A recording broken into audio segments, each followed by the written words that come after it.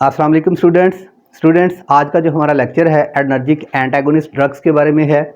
एडर्जिक antagonist के बारे में हम पढ़ चुके हैं कि ऐसी ड्रग्स जो कि एडर्जिक रिसेप्टर्स को ब्लॉक करती हैं, ऐसी ड्रग्स जो हैं वो एडर्जिक एंटागोनिस्ट ड्रग्स कहलाती हैं। स्टूडेंट्स, आपको इसके नॉर्मल बायोलॉजिकल फंक्शन का पता है कि एडर्जिक रिसेप्टर्स पे अगर कोई लिगेंड मॉलिक्यूल, कोई सिग्नल मॉलिक्यूल या कोई बायोमॉलिक्यूल आके बाइंड हो रहा था तो वो अपना जो इफ़ेक्ट था वो क्या दे रही थी, यानी वो सिंपैथेटिक इफ़ेक्ट दे रही थी, या वो ड्रग जो सिंपैथोमाइमेटिक इफ़ेक्ट दे रही थी, उन्हीं ड्रग को या उस सिग्नल मॉलिक्यूल को या उस न्यूरोट्रांसमीटर को जो कि बीटा ब्लॉकर पे आके या एडर्जिक सिस्टम के रिसेप्टर्स पे आके बाइंड होता था। बाइंड होने के बाद जो अपना नॉर्मल बायोलॉजिकल फंक्शन परफॉर्म करता था, उस बायोलॉजिकल जो फंक्शन था उसकी परफॉर्मेंस को इन ड्रग्स ने इनहिबिट करना है। उस जो रिसेप्टर्स है वहाँ पे आके जो न्यूरोट्रांसमीटर बाइंड होता था या कोई लिगेंड मॉलिक्यूल बाइंड होता था उसको बाइंड नहीं होने देना। अगर वो बाइंड नहीं होगा तो उसका इफ़ेक्ट जो है वो इनहिबिट होगा, उसका इफ़ेक्ट देखने को नहीं मिलेगा। तो स्टूडेंट्स, अगर नॉर्मल सबसे पहले तो देखें कि ये जो बीटा ब्लॉकर ड्रग्स हैं जिसके बारे में आज हमने पढ़ना है, पहले बीटा जो हमारा रिसेप्टर है बीटा 1 और बीटा 2, उसका नॉर्मल बायोलॉजिकल फंक्शन क्या है। नॉर्मल बायोलॉजिकल फंक्शन की बात करें, बीटा 1 जो है वो हार्ट पे प्रेजेंट रिसेप्टर है और उसका काम जो था ये हार्ट को कंट्रैक्टाइलिटी या कंस्ट्रिक्शन करना, हार्ट के जो मसल्स थी उसमें कंट्रैक्टाइलिटी लाना। और जो बीटा 2 रिसेप्टर था वो दूसरी तरफ देखें तो वो ब्रोंकियल स्मूथ मसल की जो है वो डायलेशन कर रहा था। अब देखना है कि ये नॉर्मल बायोलॉजिकल फंक्शन जो परफॉर्म हो रहा था, अगर बीटा ड्रग वहाँ पे दे दी जाए, अगर बीटा रिसेप्टर 1 और बीटा 2 रिसेप्टर दोनों ब्लॉक होते हैं तो नॉर्मल जो बायोलॉजिकल फंक्शन हो रहा था वो कैसे इनहिबिट होगा और नया इफेक्ट जो है हमें कैसे मिलेगा। तो स्टूडेंट्स, चलिए स्टार्ट करते हैं, व्हाइट बोर्ड की तरफ चलते हैं। व्हाइट बोर्ड में देखते हैं आज की जो हमारी ड्रग है वो प्रोप्रेनोलोल है। नॉन सिलेक्टिव बीटा ब्लॉकर है, ये याद रहे कि non selective beta blocker drug है। अब नॉन सिलेक्टिव बीटा ब्लॉकर कैसे है ये इसकी डिटेल में आपको बताता हूँ। सबसे पहले देखते हैं जो कीवर्ड्स बुक से मैंने लिए हुए हैं उनसे हमें पता चलेगा कि बुक के अंदर जो डाटा है, जो कीवर्ड्स हैं वो हमें क्या कहना चाहते हैं। सबसे पहले नंबर पे नॉन सिलेक्टिव कॉम्पिटिटिव एंटागोनिस्ट है, यानी नॉन सिलेक्टिव का मतलब है कि ये जो प्रेजोसिन था अल्फा रिसेप्टर, वो सिलेक्टिव रिसेप्टर को ब्लॉक कर रहा था, ये नॉन सिलेक्टिव है। यानी नॉन सिलेक्टिव का मतलब है कि ये बीटा ब्लॉकर है तो नॉन सिलेक्टिव है। नॉन सिलेक्टिव का मतलब है या ये अल्फा 1 रिसेप्टर को भी ब्लॉक कर सकता है, अल्फा 2 रिसेप्टर को भी ब्लॉक कर सकता है, किसी एक रिसेप्टर के लिए ये सिलेक्टिव नहीं है। दोनों रिसेप्टर को एक टाइम में ही ब्लॉक करेगा और उनकी बायोलॉजिकल एक्टिविटीज़ को इनहिबिट करेगा। तो स्टूडेंट, इस तरह ये हो गया non selective competitive antagonist. Competitive के बारे में मैंने आपको पहले भी बताया था कि अगर कोई रिसेप्टर है, यानी एडर्जिक सिस्टम के रिसेप्टर की बात करें तो फॉर एग्जांपल ये एक बीटा एडर्जिक रिसेप्टर है और यहाँ पे आके जो न्यूरोट्रांसमीटर है वो बाइंड हो रहा है। ये न्यूरोट्रांसमीटर है, ये आके बाइंड हो रहा है और अपना नॉर्मल बायोलॉजिकल फंक्शन परफॉर्म कर रहा है। इसने क्या करना है कि ये कॉम्पिटिटिव एंटागोनिस्ट है। अब इसने आके वो न्यूरोट्रांसमीटर, अगर एड्रेनालिन है, अगर कोई ड्रग मॉलिक्यूल है तो इसकी अगर कॉन्सेंट्रेशन ज़्यादा होगी तो इस रिसेप्टर पे पहले से जो बाइंड एड्रेनालिन या कोई सिग्नल मॉलिक्यूल बाइंड था तो इसने उसके साथ मुकाबला करना है और उस बाइंडिंग साइड से इसने उसको हटा के खुद बाइंड हो जाना है। जब तक वो सिग्नल मॉलिक्यूल या लिगेंड मॉलिक्यूल या तो वो न्यूरोट्रांसमीटर यहाँ वहाँ पे बाइंड था तो बायोलॉजिकल फंक्शन मिल रहा था। अगर इसने उसके साथ मुकाबला किया, इस बीटा ब्लॉकर ने उसको उसकी बाइंडिंग साइड से हटा के खुद आके बाइंड हो गई बीटा ब्लॉकर, तो जो नॉर्मल बायोलॉजिकल एक्टिविटीज़ थी वो नहीं मिलेगी। इसलिए ये क्या है, कॉम्पिटिटिव एंटागोनिस्ट है, यानी इसने कम्पीट किया और कम्पीट करके उसके रिसेप्टर के साथ बाइंड हो गई। उसके बाद स्टूडेंट्स, अगर बात की जाए इसके फंक्शन की, यूजफुल इन हाइपरटेंशन के अंदर इसका इस्तेमाल किया जाता है। ब्लड प्रेशर को डाउन करने के लिए, कार्डियक आउटपुट को डाउन करने के लिए इसका इस्तेमाल है। ये आगे मैं आपको बता देता हूँ ये किस तरह से काम करती है। उसके बाद अंजाइना के पेशेंट के अंदर हाइपरटेंशन की बात कर लेते हैं। सबसे पहले स्टूडेंट्स हाइपरटेंशन देखें। हाइपरटेंशन जो है, जो बीटा 1 रिसेप्टर था वो प्रेजेंट था हार्ट के ऊपर और वो क्या कर रहा था, वो हार्ट की कंट्रैक्शन कर रहा था, हार्ट की आउटपुट को बढ़ा रहा था, या हार्ट की जो एक्टिविटीज़ हैं उसको कंट्रैक्टिलिटी थी, उसके सकड़ाव की ताकत थी वो ज़्यादा थी। अब बीटा 1 रिसेप्टर जो था वो हार्ट पे प्रेजेंट है, उसने क्या किया, अगर वो न्यूरोट्रांसमीटर या रिसेप्टर नॉर्मल उस हार्ट के बीटा 1 रिसेप्टर पे बाइंड हो रहा था तो कंट्रैक्टिलिटी मिल रही थी। अगर ये वहाँ पे जाके न्यूरोट्रांसमीटर की जगह पे बाइंड हो गया तो नॉर्मल हार्ट की जो बायोलॉजिकल या फिजियोलॉजिकल एक्टिविटी है वो इनहिबिट हो गई और हार्ट की कंट्रैक्टिलिटी कम हो गई। अगर हार्ट की कंट्रैक्टिलिटी कम होगी तो इफेक्ट जो होगा वो हाइपोटेंशन होगा, यानी हाइपरटेंशन की कंडीशन से निकल के हाइपोटेंशन की कैफियत होगी, यानी ब्लड प्रेशर का लो हो जाना।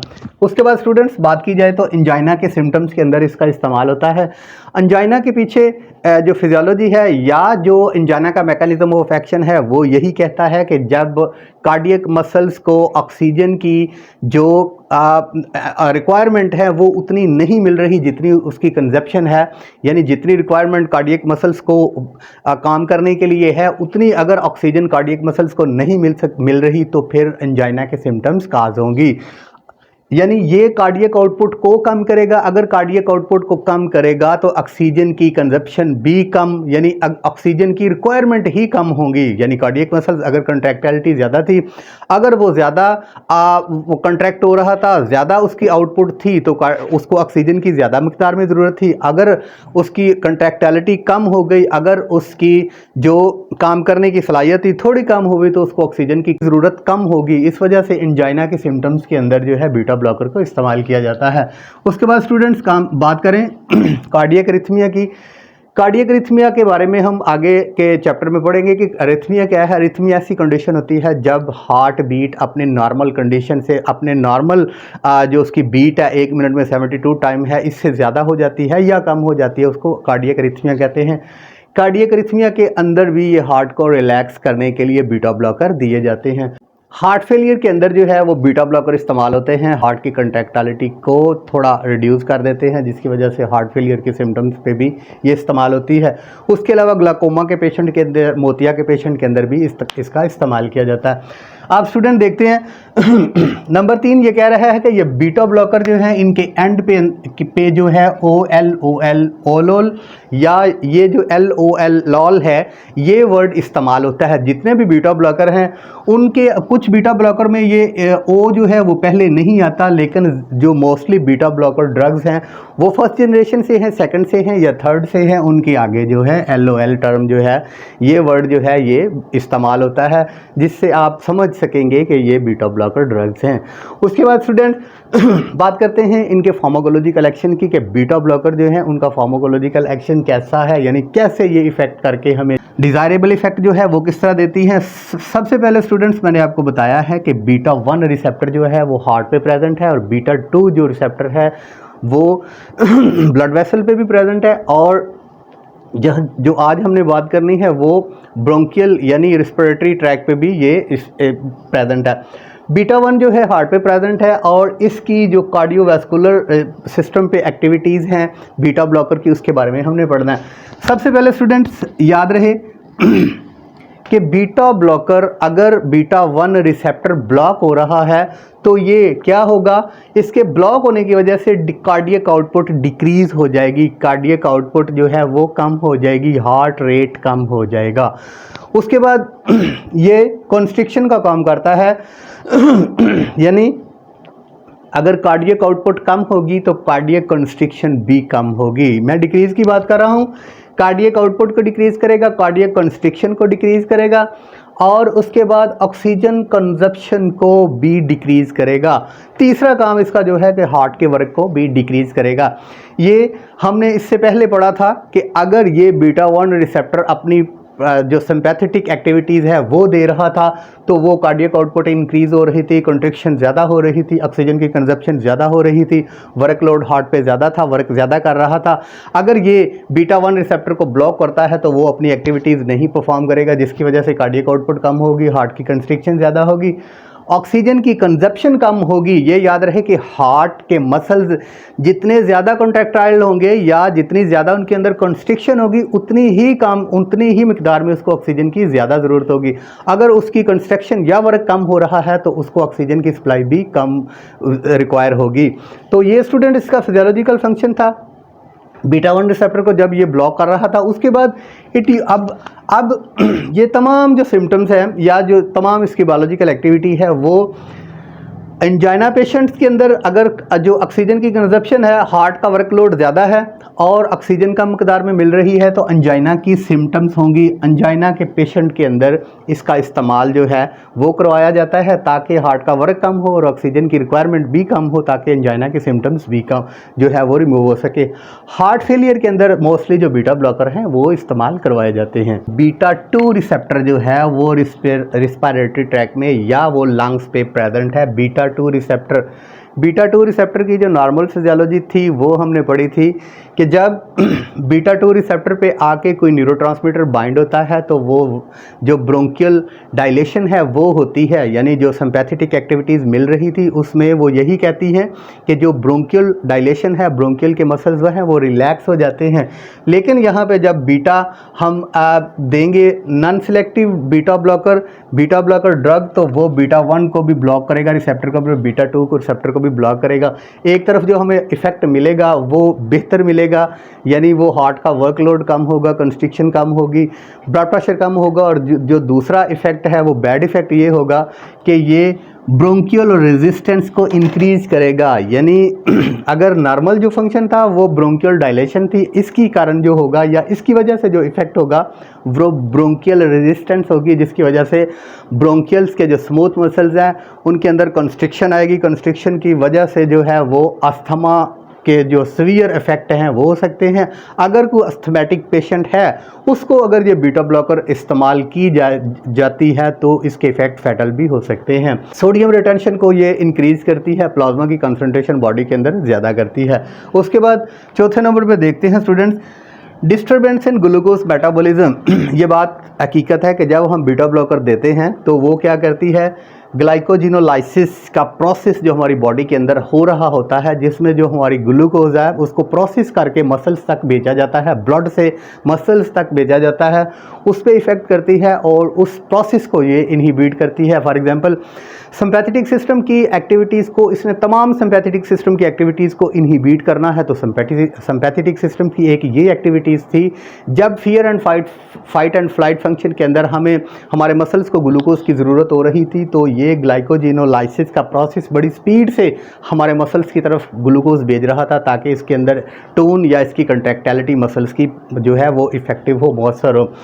अब जब ये बीटा ब्लॉकर जो है इसके जो सिंपैथेटिक इफेक्ट हैं उसको इनहिबिट कर रहा है तो ग्लाइकोजिनोलाइसिस का प्रोसेस भी इनहिबिट होगा।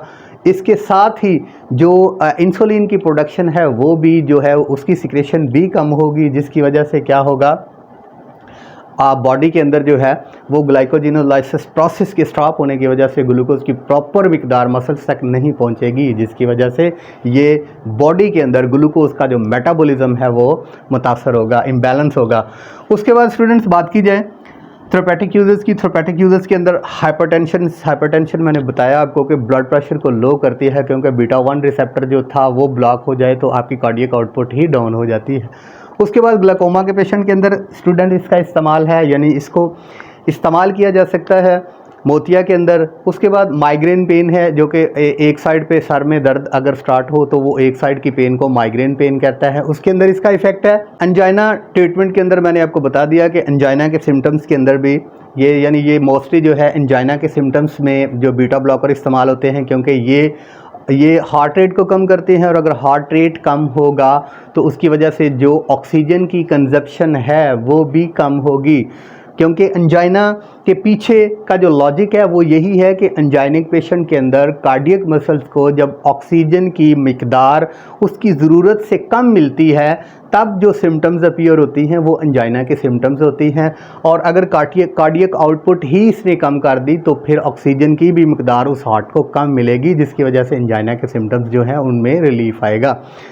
उसके बाद स्टूडेंट्स इसके एडवर्स इफ़ेक्ट की बात करें तो वो एडवर्स इफ़ेक्ट वही हैं जो कि मैंने इससे पहले बता दिया कि ये ब्रोंकियल यानी ये ब्रोंकियल कॉन्स्ट्रिक्शन करती है, यानी जो बीटा 1 ब्लॉकर देने से पहले का इफेक्ट था वो ब्रोंकियल डायलेशन का था। अगर बीटा ब्लॉकर दी तो वो ब्रोंकियल कंस्ट्रिक्शन का काज करेगी। ब्रोंकियल कंस्ट्रिक्शन अस्थमेटिक पेशेंट के अंदर ये फैटल इफेक्ट होगा, यानी अगर किसी पेशेंट का हाई ब्लड प्रेशर है और उसको अस्थमा की भी सिम्टम्स है, बीटा ब्लॉकर देने पे उसकी जो उसकी सिम्टम्स होगी वो एडवर्स होंगी और वो फैटल भी हो सकती हैं। उसके बाद स्टूडेंट्स मेटाबॉलिज्म डिस्टर्बेंस के बारे में मैंने आपको बता दिया है कि ग्लाइकोजेनोलाइसिस के प्रोसेस को ये इनहिबिट करती है, यानी ये सिंपैथोलाइटिक एक्शन रखती है। इस वजह से जो भी बॉडी के अंदर ग्लाइकोजेनोलाइसिस का प्रोसेस था वो जो है इनहिबिट होगा, वो कम होगा, जिसकी वजह से बॉडी के अंदर इसका मेटाबॉलिज्म जो है ख़ुसूसन ग्लूकोज का वो मुतासर होगा। उसके बाद स्टूडेंट्स सेक्सुअल इम्पेयरमेंट के बारे में आप जानते हैं कि ये जो है एम्पेयरमेंट, ये इफ़ेक्ट जो है ये हमें सिंपैथोलाइटिक इफ़ेक्ट की वजह से मिलता है, सिंपैथेटिक ये इफ़ेक्ट नहीं दे रहा था। स्टूडेंट्स ये आज का जो लेक्चर था ये एनर्जिक एंटागोनिस्ट का था। मिलते हैं स्टूडेंट्स अगली ड्रग के साथ, अगले सबक के साथ। बहुत शुक्रिया। अस्सलाम वालेकुम।